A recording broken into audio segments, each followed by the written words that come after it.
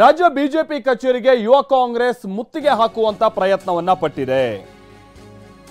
ಬೆಂಗಳೂರಿನ ಮಲ್ಲೇಶ್ವರಂ ಬಿಜೆಪಿ ಕಚೇರಿ ಬಳಿ ದೊಡ್ಡ ಹೈಡ್ರಾಮಾವೇ ನಡೆದು ಹೋಗಿದೆ. ಸದ್ಯ ಯುವ ಕಾಂಗ್ರೆಸ್ನ ಕಾರ್ಯಕರ್ತರನ್ನ ಪೊಲೀಸರು ವಶಕ್ಕೆ ಪಡೆದಿದ್ದಾರೆ.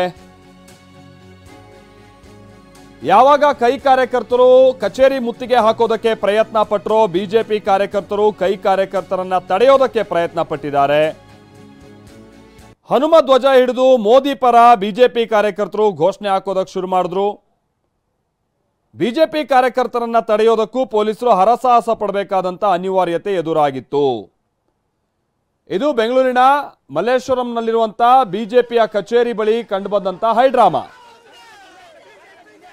ಇವತ್ತು ನಿಮ್ಗೆ ಗೊತ್ತಿರಬಹುದು, ಒಂದ್ ಕಡೆ ಪ್ರತಿಭಟನೆಯನ್ನ ದೆಹಲಿಗೆ ಸ್ಥಳಾಂತರ ಮಾಡ್ತಾ ಇದ್ದ ಹಾಗೆ ಬಿಜೆಪಿಯ ಕಾರ್ಯಕರ್ತರು ಇವತ್ತು ಬೆಂಗಳೂರಿನಲ್ಲೂ ಕೂಡ ದೊಡ್ಡ ಮಟ್ಟದಲ್ಲಿ ಪ್ರತಿಭಟನೆ ನಡೆಸಿದ್ದಾರೆ. ನಾಯಕರುಗಳು ಕಾರ್ಯಕರ್ತರೆಲ್ಲ ಸೇರಿ ಏನೋ ಹಲವು ಜಿಲ್ಲೆಗಳಲ್ಲೂ, ಅದರಲ್ಲೂ ಈ ಬೆಳಗಾವಿಲೆಲ್ಲ ನೀವು ನೋಡ್ತಾ ಇದ್ರಲ್ಲ, ಕಾಂಗ್ರೆಸ್ ಕಚೇರಿಗೆ ಬಿಜೆಪಿ ಮುತ್ತಿಗೆ ಹಾಕೋ ಪ್ರಯತ್ನವನ್ನ ಪಟ್ಟಿತ್ತು. ಮುತ್ತಿಗೆ ಹಾಕೋದೇನೆಲ್ಲ ಒಳಗೆ ನುಗ್ಗಿದ್ದಾರೆ.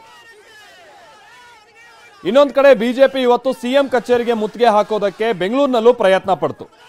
ಇದು ಕಾಂಗ್ರೆಸ್ ನಾಯಕರನ್ನ ಕಾರ್ಯಕರ್ತರನ್ನ ಕೆರಳಿಸಿತು. ಹೀಗಾಗಿ ಕಾಂಗ್ರೆಸ್ ಕಾರ್ಯಕರ್ತರು ಬಿಜೆಪಿ ಕಚೇರಿಗೆ ಮುತ್ತಿಗೆ ಹಾಕೋದಕ್ಕೆ ಪ್ರಯತ್ನವನ್ನ ಪಟ್ಟಿದ್ದಾರೆ.